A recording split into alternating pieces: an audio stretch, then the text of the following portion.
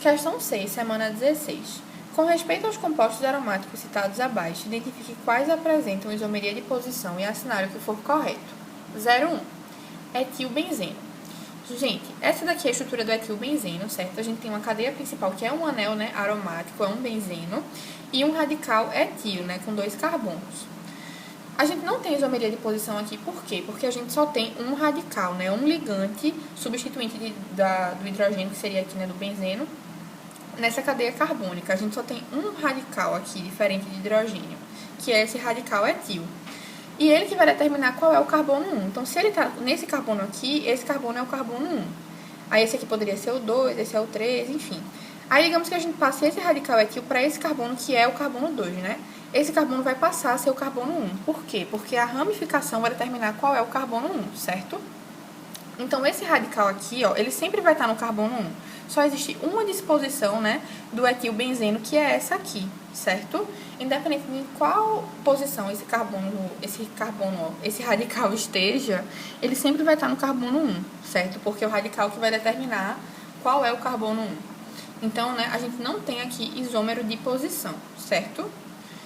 01, né, falso. 02, ácido benzoico. Gente, é a mesma situação, né, do etilbenzeno. A gente só tem aqui, né, um ligante. E independente de onde a gente coloca esse ligante, o carbono ao qual esse ligante vai estar ligado, né, sempre vai ser o carbono 1.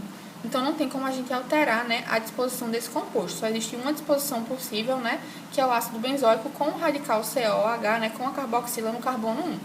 Então, item 02, né, também é falso. A gente não tem isomeria de posição.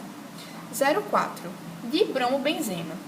Seria um benzeno, na verdade, com 2 radicais bromo, certo? 2 ramificações com um bromo.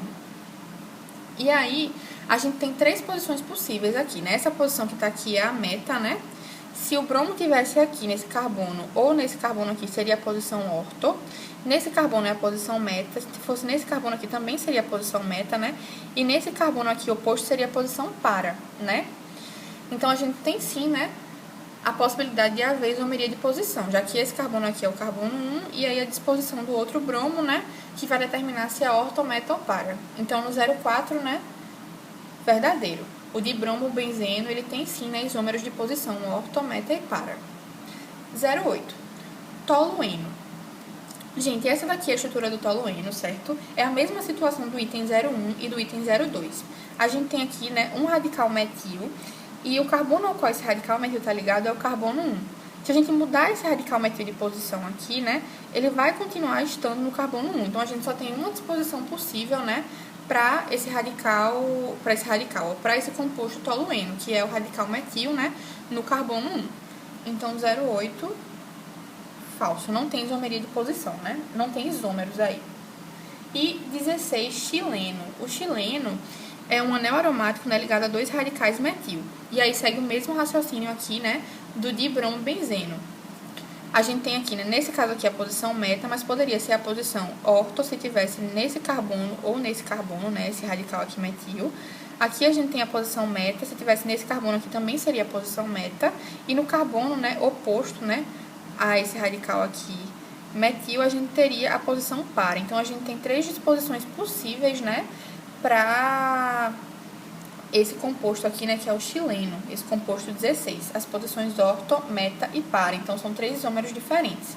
O xileno, né, verdadeiro, então os itens verdadeiros são 04 e 16, e isso soma, né, 20.